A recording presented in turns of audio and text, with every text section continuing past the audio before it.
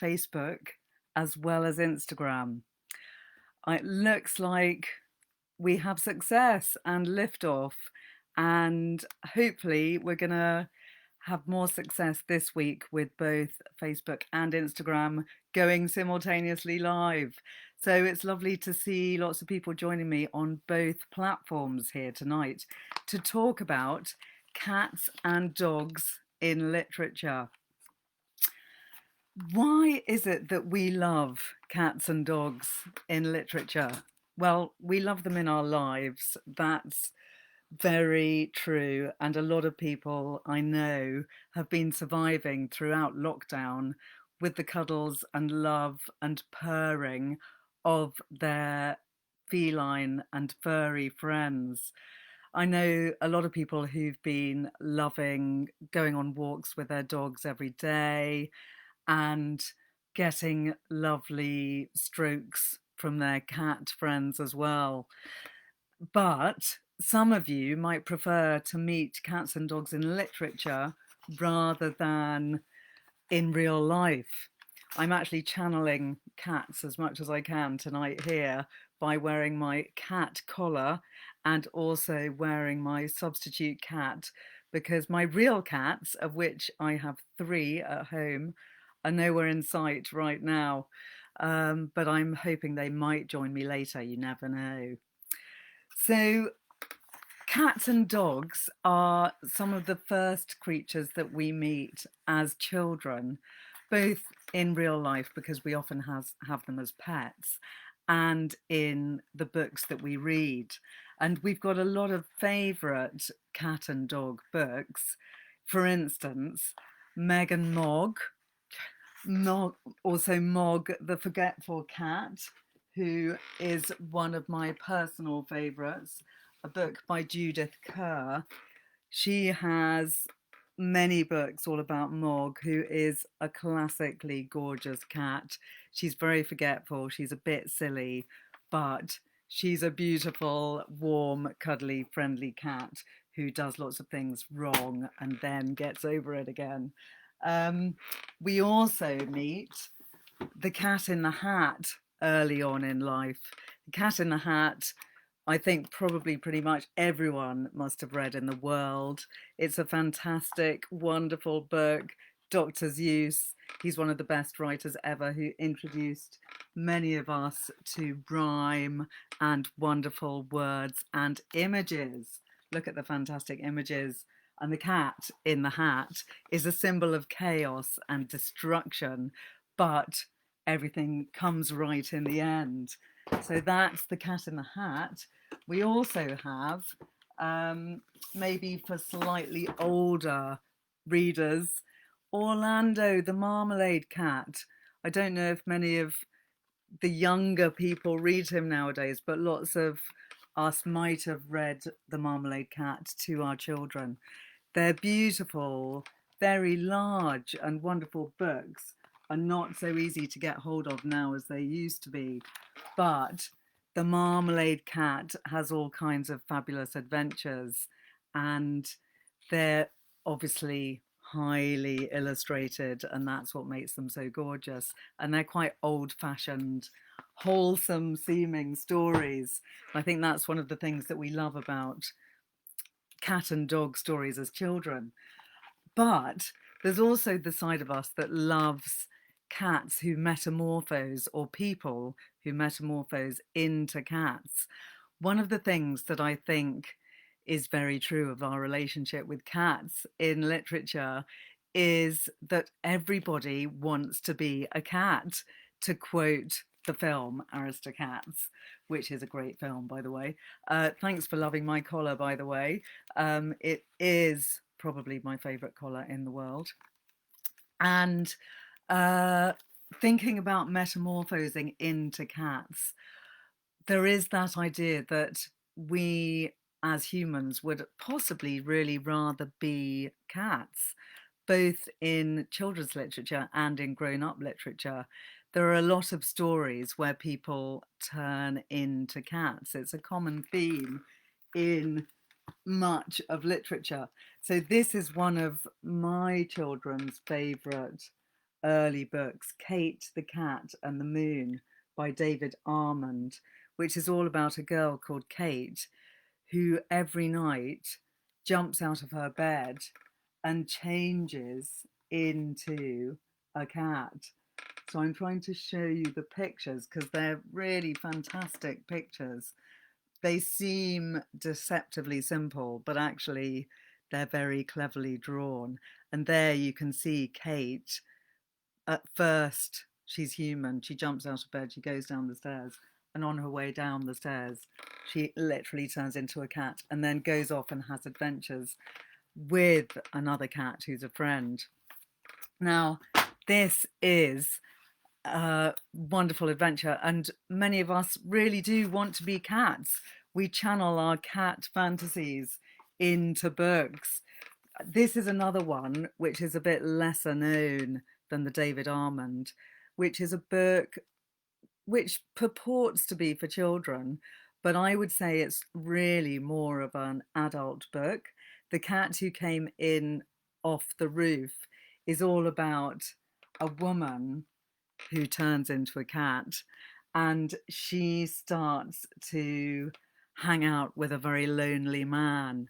Oh, Colleen, you know that book. That's great, because not that many people know this book. I don't know if I've ever met anyone else who's actually read it.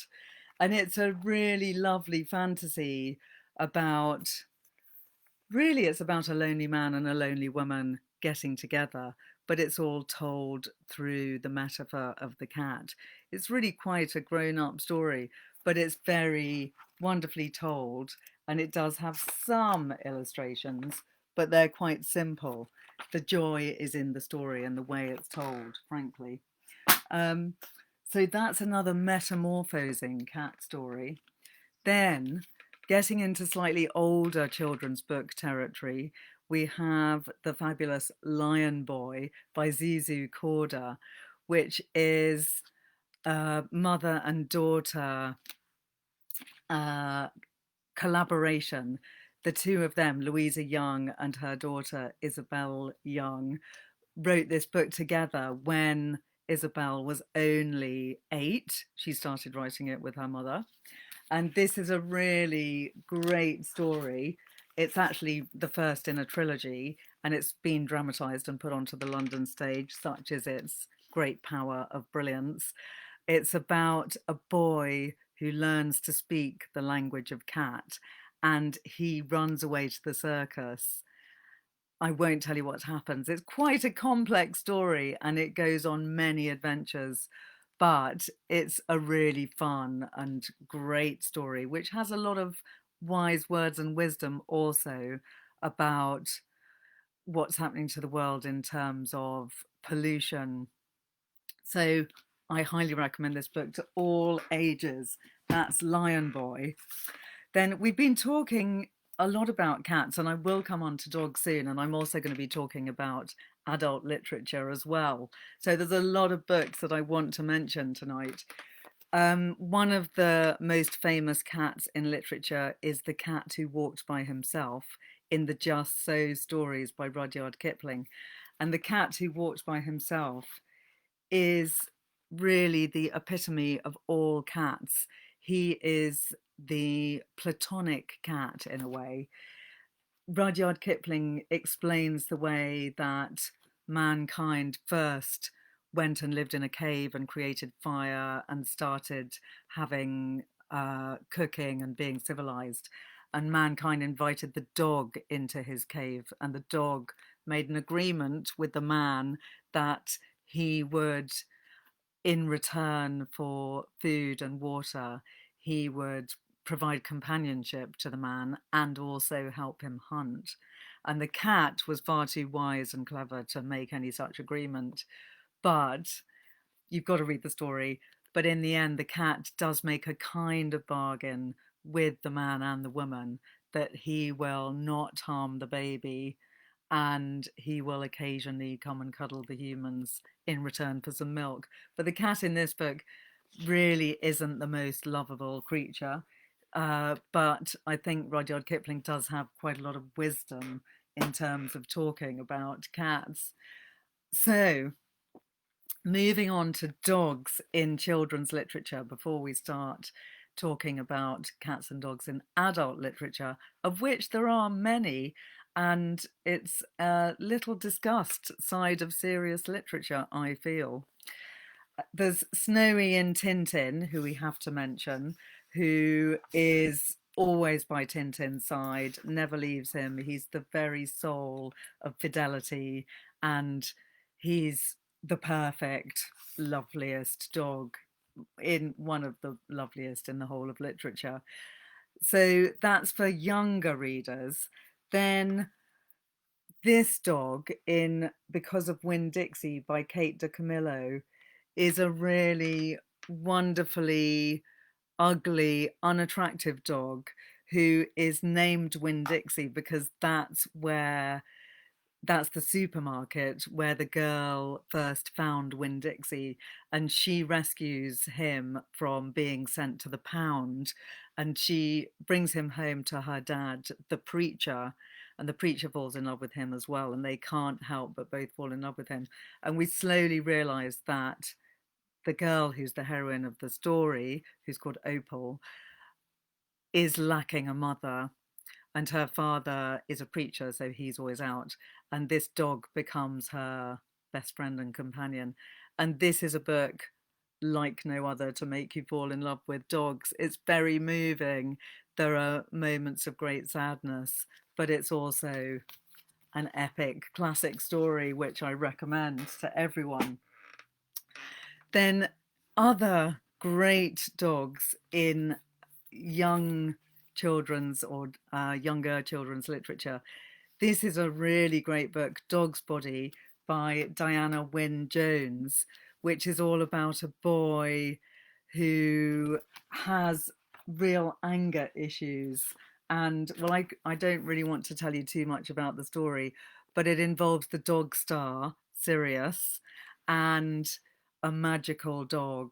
And it's a really great and not so much read nowadays book, which also is going to make you fall in love with dogs, like all these books do.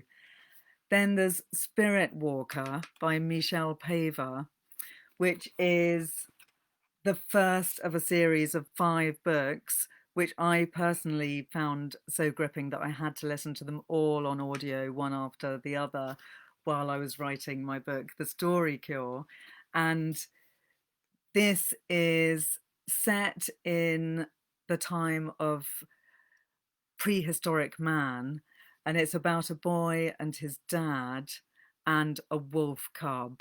And the boy is kind of adopted and adopts himself, the wolf cub, and they become as one, they become a team, and they go through all sorts of very complex and intense adventures. But it's all about their relationship and the way that they grow up together, because they meet when the dog is just a puppy and the boy is only about 11, and his father dies right at the beginning of the book. So we have a lot of intensity, and it then carries on into his adolescence and when he's meeting girls and so on. And they're really fantastic books, which are all set in Scandinavia in prehistoric time. Then one of my favourite books for slightly older readers, which is a young adult book heavily involving dogs, is The Knife of Never Letting Go by Patrick Ness. Another one which is the first of a trilogy. And these books are so brilliant, very powerful, and all about war and the ravages of war and how humanity is constantly drawn to war. Even though these are set in a kind of parallel world, it is about humans who go to another planet. And in this book, the hero Todd has a dog called Manchi, and in this world, everyone can hear each other's thoughts all the time. So they can hear not only each other's thoughts, but the thoughts of animals. And the dog in this book, Manchi, voices his thoughts all the time. And I'll just read you the beginning of the book. The first thing you find out when your dog learns to talk is that dogs don't got nothing much to say about anything. Need a poo, Todd? Shut up, Manchi. Poo, poo, Todd. I said shut it. And that's pretty much the story of Manchi's conversation. He's constantly saying, need a poo, or hungry, or ow. But he's the most devoted, loyal, and wonderful dog. They have a very strong relationship. They completely rely on each other. They have to survive through very extreme battles. And Manchi is one of those dogs that is always going to be there till the end of time. And I completely fell in love with him, as you can tell. So Patrick Ness, he's a great one. I would also just like to mention, going back to cats for a minute, Varjak Paw by S.F. Said. This is a really excellent book all about a cat who is a kind of martial arts expert. And he starts off as a young kitten, but he has to gradually learn to survive in a very harsh world. And Varjak Paw is someone that we all aspire to be. And I think I'm going to say it again, that we all want to be cats. Cats are, in a way, mysterious, exotic, different, intelligent, slinky, graceful, and we really want to be them. On the other hand, dogs want to be us.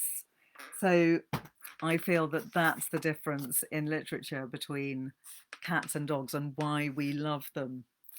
So I've got a couple more books to mention on the younger side of things. This one by Melvin Burgess is called Lady, My Life as a Bitch. And this, like all of Melvin Burgess's books, is a very controversial novel. It's all about a girl who starts the novel being absolutely full of herself and loving life and being really conscious that everyone fancies her. She's about 17 and she's literally about to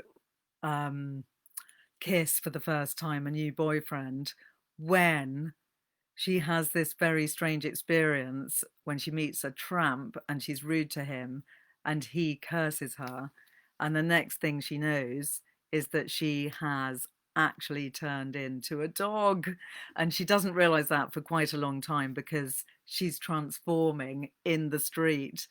And she's gone missing as far as her parents are concerned, because one day she goes to school, the next day she never comes back. Although she does try to come back, she comes back as a dog, but her parents think that she's a rabid, manic dog. So she actually has a quite awful time and rues the day that she was ever rude to the tramp. But then she starts to enjoy herself and she begins to love the fantastic smells, sights, sounds, and colours that she experiences as a dog. I'm going to read you a little bit of it to give you a flavour of it because it's one of my favourite aspects of canine literature. This idea of people being dogs and actually becoming a dog and how that makes them feel. And I think that's the thing that I want to explore tonight in terms of why we love dogs in literature. It's all about the different senses and the heightened senses that we have if we might become a dog. So this is when she's literally just changed. The running was so good. I didn't know why. I never liked to run. Even though I was scared, I had this big thrill about going so fast. Even after I knew the tramp was miles away, I still kept running and running, and I couldn't understand how it was I wasn't out of breath. All around me, the world was changing. The cars, the dustbins, the grass, the dog shit on the tarmac, the feet that had been and gone. Everything left its taste on my tongue. Things were crowding into my mouth and my nose. And at the same time, everything I could see was moving further away and growing tall and slow at the same time. The world was changing shape, growing in one direction, closing down in others. As I came herring around by Yew Tree Road and turned into the estate, I remember thinking, it must be fear's done this to me. My house was only 50 metres away, about 2 seconds at my speed, and I started howling and barking, Mum, Mum, Mum, at the top of my voice as I got close. I jumped right over the little brick wall at our front and ran round the back and in the door. Mum was in the kitchen. God, Jesus, she yelled as I came in. Mum, Mum, Mum, I've had this terrible scare. Mum, I shouted, and I flung myself at her. Mum screamed and I stopped in my tracks. She looked terrified. I'd never seen such a look on her face. Get away, she screamed. Back, back, shoo. She reached out and grabbed hold of the frying pan and flung it at me. I just stood there. I was like a dummy. I watched the oil spilling out in a silver flash, and then the pan caught me right on the side of my face. And so on. It's a roller coaster of a read, and she does spend a lot of time as a dog, and I won't tell you what happens at the end, but it is an excellent and quite mind-blowing book to read, I have to say. So I can't talk about dog literature without mentioning quite a few more brilliant books, and thinking about personification of dogs, making dogs into people, which is what we frequently do both in real life. We like to give our dogs human attributes, and also in literature. I would like to mention this excellent book by Andre Alexis, which is called 15 Dogs, which is all about two gods making a bet about what would happen if they give dogs human consciousness. So Apollo and Hermes are messing around and having a bit of an argument, and they decide to have a wager on what's going to happen when dogs get human consciousness. So they stay as dogs, but they actually begin to think like humans. Helen, are you saying that you've read this one? 15 Dogs. Tell me if you have. I might be coming in a bit late, but this is a fantastic book, isn't it? It's actually quite grueling and harrowing. I first read it when I didn't have a dog myself, and I think I found it easier to handle then, whereas rereading it for tonight and looking through it, I remembered it does have a lot of tragedy in it, because many of the dogs, I will give this away so that people of a sensitive nature won't be too horrified, die during the course of the book. Some of them die natural deaths, some of them die unnatural deaths by eating rat poison or starving to death, or even committing suicide, because when they have human consciousness, they become incredibly bored, or they become so intelligent that they're actually lost in philosophical worries and realizing that there's no point in living. So it's a very actually profound and philosophical book, which I think is for the quite strong-hearted. I wouldn't give it to the faint-hearted, but it is a really excellent read. Very thought-provoking, gives you lots of ideas and thoughts about our relationship with dogs, but also about humanity itself. It's a book that asks a lot of questions. So that's one that I would also strongly recommend. Then I can't show you the book because I lent it to someone, but Dog Boy by Eva Hornung is one of my favourite books of all time, which is all about, it's based on a true story of a Russian boy who was brought up by dogs. only about 15 years ago this actually did happen. And the story goes that the boy was found aged 2.5 and taken in by a pack of dogs who then looked after him through the freezing winter in Moscow when temperatures went down to minus 30 degrees centigrade. Can that be true? I read that in the book, so I believe it. And the the dogs looked after the little boy and kept him alive, and not only kept him alive, they actually kept him happy and part of their pack. So this really happened in real life, but Eva Hornung turns the story into fiction, and she tells the story in the voice of the boy and talks about how he first is found by the dogs, and then how he slowly becomes as one with the family of the dogs and becomes part of their pack. And it's very touching, very moving, and incredibly doggy. It's all about licking and smelling and munching and biting. It's full of gristle and icky, unpleasant bits of rubbish that the dogs find to live on.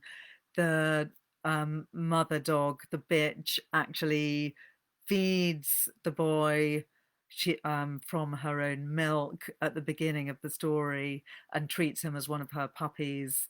It's like a classic Romulus and Remus because she has just lost one of her puppies at the beginning of the book, which is why she adopts the human baby.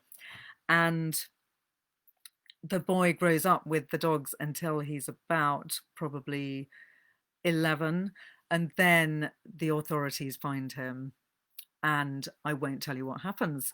But it's another book that asks in a very serious way, is it better to be human or to be canine? And was the boy better off with the dogs, perhaps, with the very loyal pack who looked after him, fed him, kept him warm, kept him safe off the streets?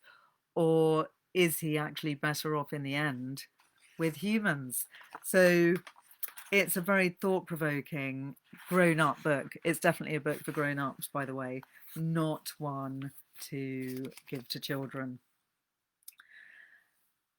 So another excellent book, which is very much about doggy things and also human aspects of the canine mind and world, is Mr. Chartwell by Rebecca Hunt, which is a book all about depression.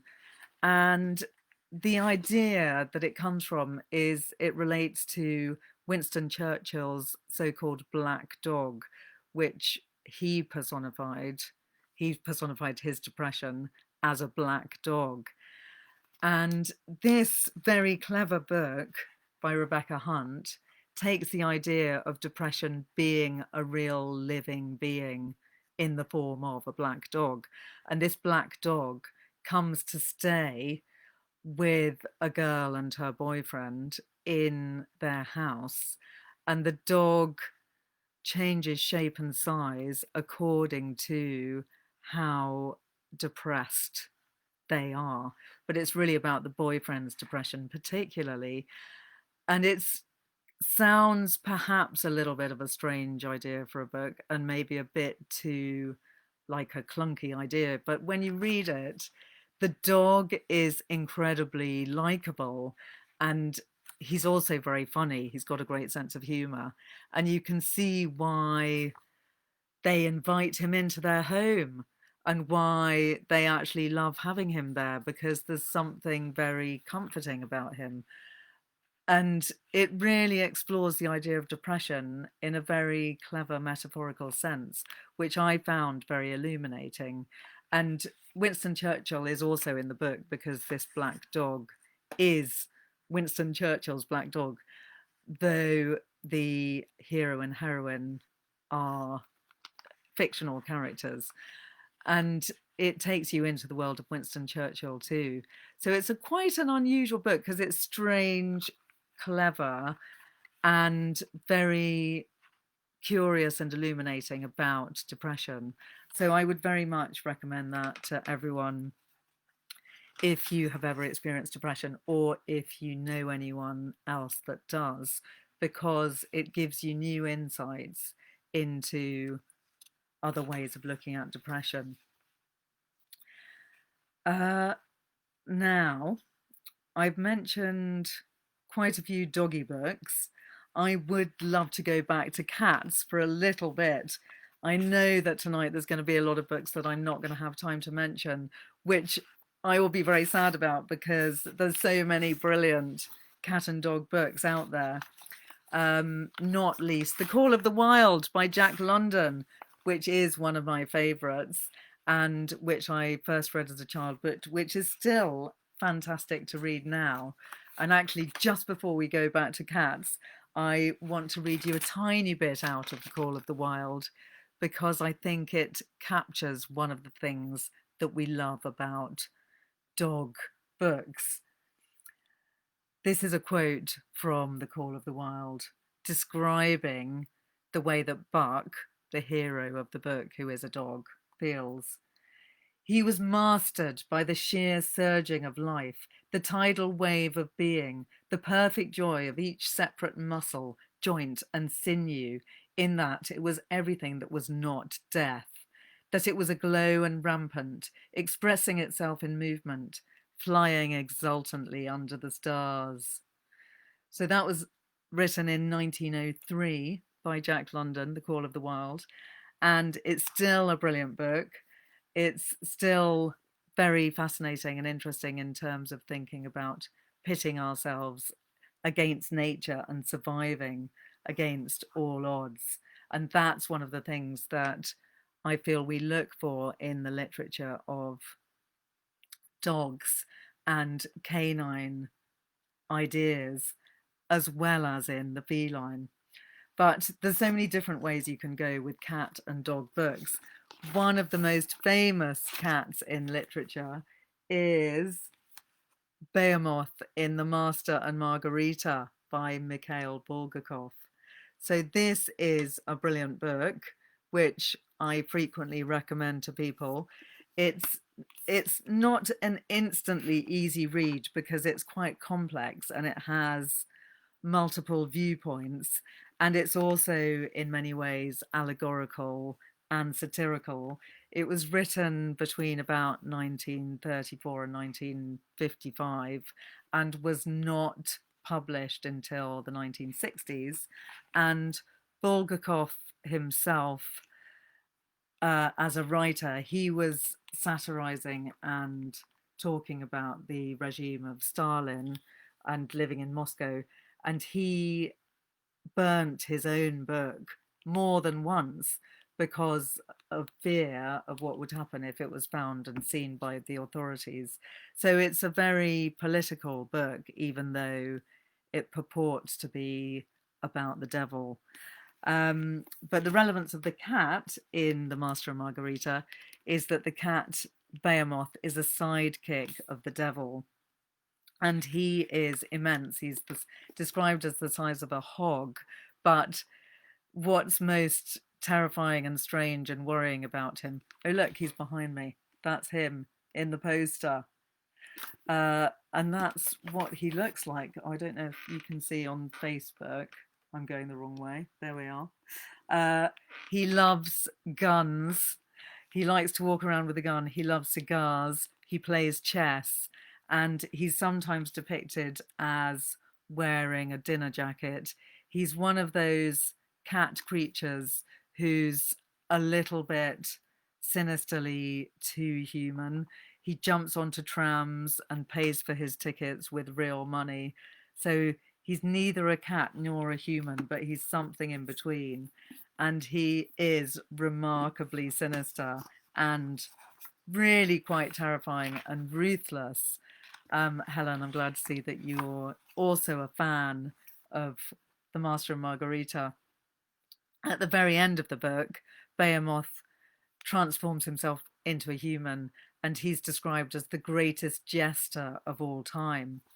And so he obviously is a highly complex, evil character, but also strangely attractive in the way that he is so anarchic.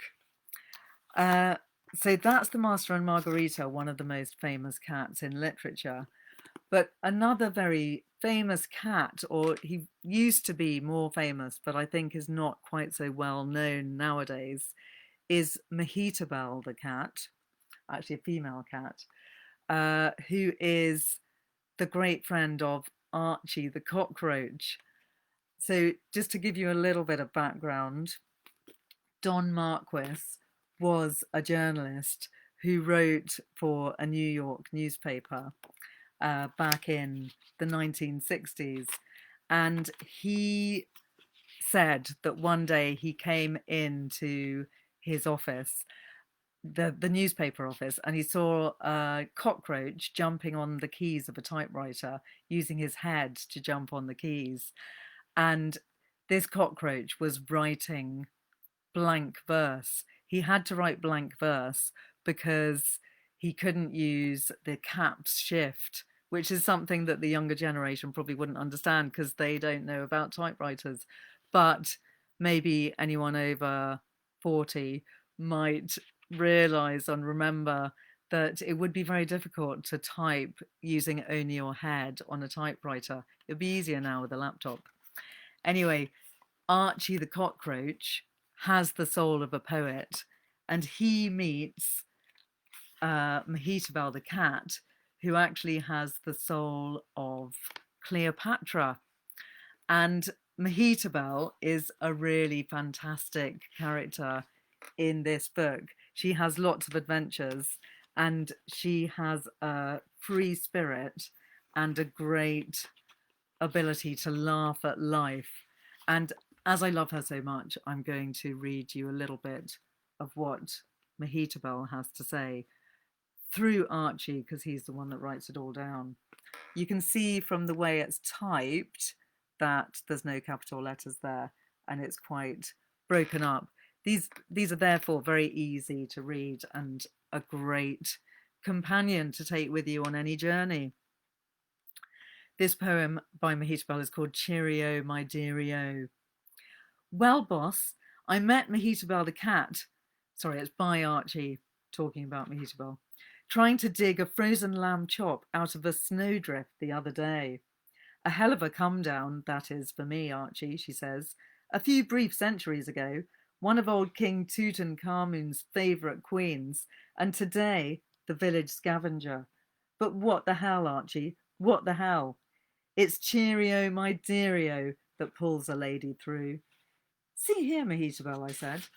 I thought you told me that it was Cleopatra you used to be before you transmigrated into the carcass of a cat. Where do you get this Tutankhamun stuff? ?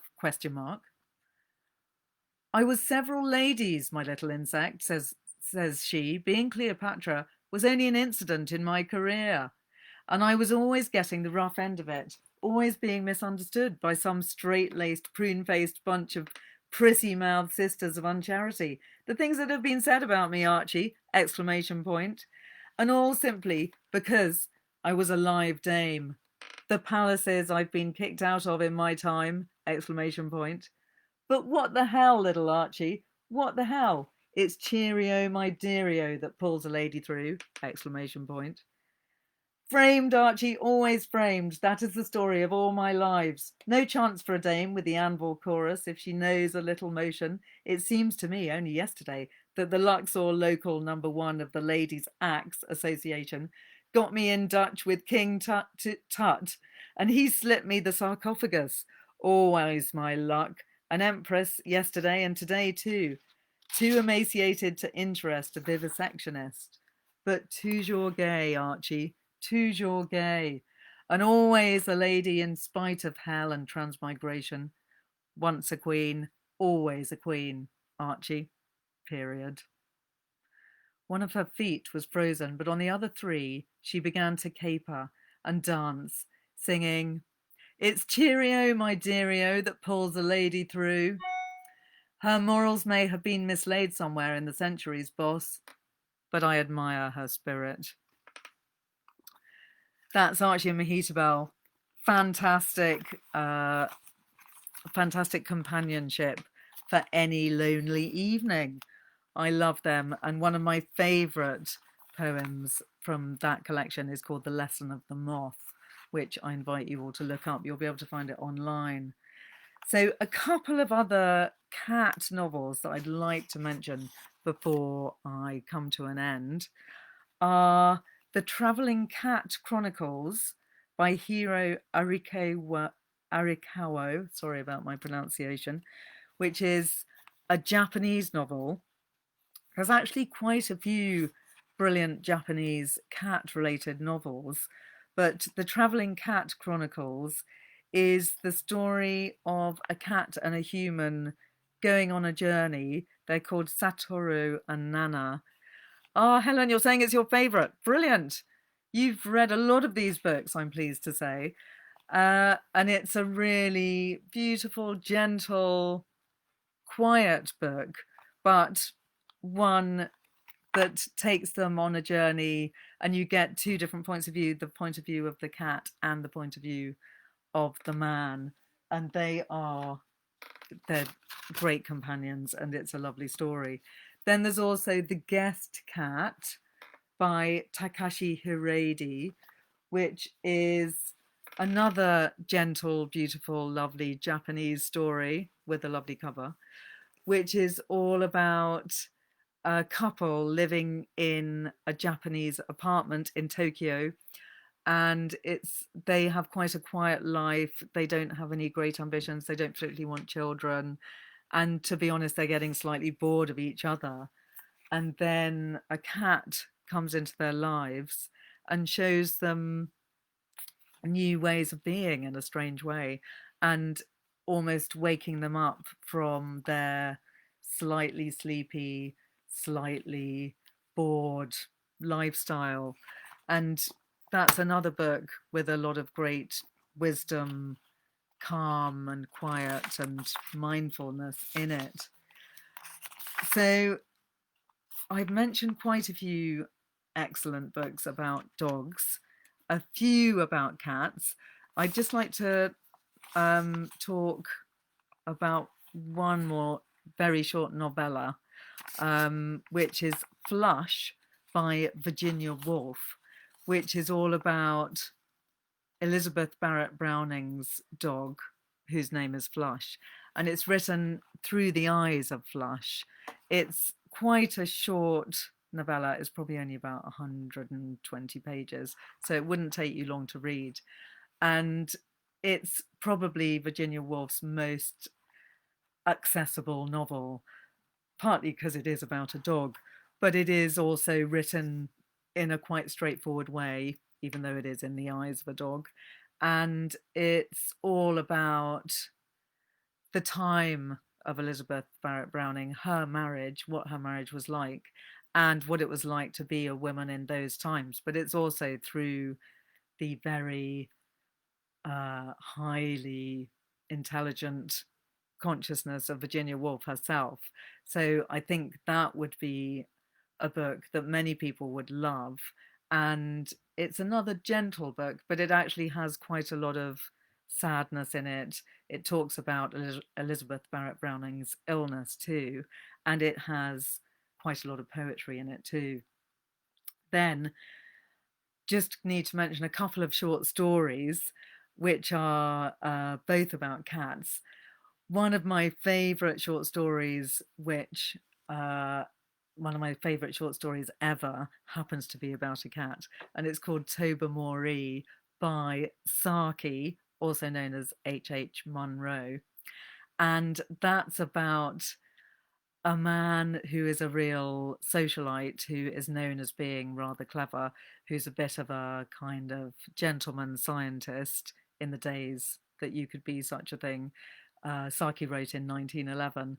And this gentleman scientist has been experimenting with trying to teach animals to talk, and he manages to teach his cat, Tobermory, to talk.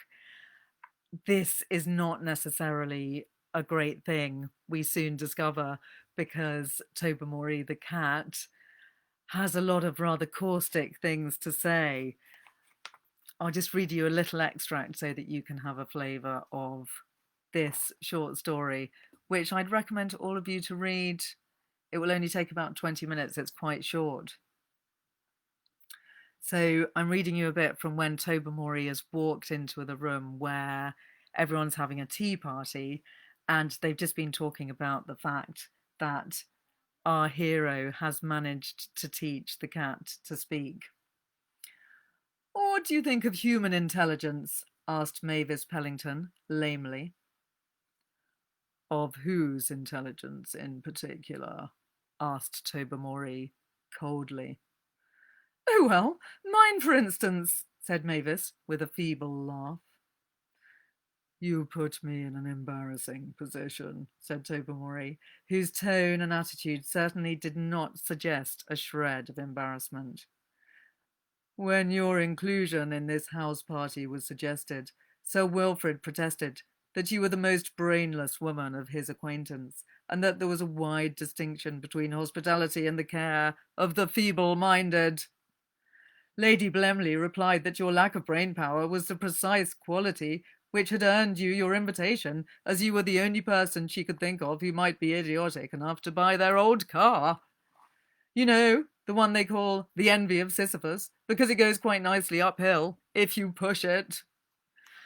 So Tobermory is not a very nice cat, and the humans all really dislike him. So he is basically doomed. But it is a very funny story and quite a humorous one that comments on not so much our relationship with cats, but our relationship with each other, because it's really all about gossip and the way that the people talk to each other. Saki always wrote about the aristocracy and the ways that they behaved with each other, and he was very, very caustic. His stories are really good to read aloud to each other if any of you are going to give that a go. Then there's also another great short story about cats, which is Hemingway's Cat in the Rain. That's another one that will only take probably 10 minutes to read, and it's probably his most famous short story. And it's all about a couple who are really fed up with each other, quite frankly. And the girl in the story, the wife, really wants a cat. Now, does she really want a cat, or is it actually something else that she really wants? That's what the story's about. And can the husband give her what she really wants, or maybe someone else might have to try and give her what she really wants? So it's another story where a cat acts as a metaphor, and it's not so much about the nature of the feline itself. So I'm going to end soon because it's getting late, but I would just like to mention one more brilliant pet related book, which was a huge success in 2019. It's called The Friend by Sigrid Nunez. It was a New York Times bestseller. And it's a very literary novel, which is all about a woman whose very good friend has committed suicide, and she inherits his Great Dane. So she spends a lot of time in the book reminiscing and pondering about her friendship and about the friend himself and why he died. He was an academic. But it's also very much about her relationship with the dog and how this begins to give her a new lease of life and take her in new directions. And there's a lovely quote from that, which is, "What are we, Apollo and I," Apollo is the dog, by the way, "if not two solitudes that protect and border and greet each other?" she muses. So they're two solitudes that protect and border and greet each other, which maybe some would say is not an utterly positive way of looking at the friendship between human and canine, but it's quite an interesting one, philosophically speaking. And that's a book like no other, which really makes you fall in love with the dog himself. He's a beautiful, wonderful character. Now, I did mention in my call out for this tonight that I would talk about chickens. And so I'm just going to mention two great chicken books. So going off piste, because I wanted to not keep entirely to cats and dogs in this anthropomorphic session that we're having tonight. I'm mentioning chickens partly because of my connection with Damien Barr's literary salon, and Damien is a man who loves chickens. So I felt like I couldn't talk about pets tonight without mentioning chickens, who I also love, and we've got 3 chickens at home too. So this is a fabulous children's book all about chickens. It's actually a book that has very few words. In fact, does it have any? It does have a few words, but it's almost completely without words, which is why it's a really lovely book to share with very, very young children. And wonderful illustrations, as you can see. And it's all about Rosie the chicken and how she manages to avoid being eaten by a fox. Then, on the more grown up front about chickens, there is The Hen Who Dreamed She Could Fly by Sun Mi Huang, which is a hugely best selling novel, not just in Korea, but all around the world. And this novel is all about a very big hearted hen called Sprout, who wants to be something more than just a battery chicken. And she dreams of going beyond her small horizons, and she succeeds. So it's a novel about a chicken, but on a very metaphorical level. And it really makes you fall in love with chickens.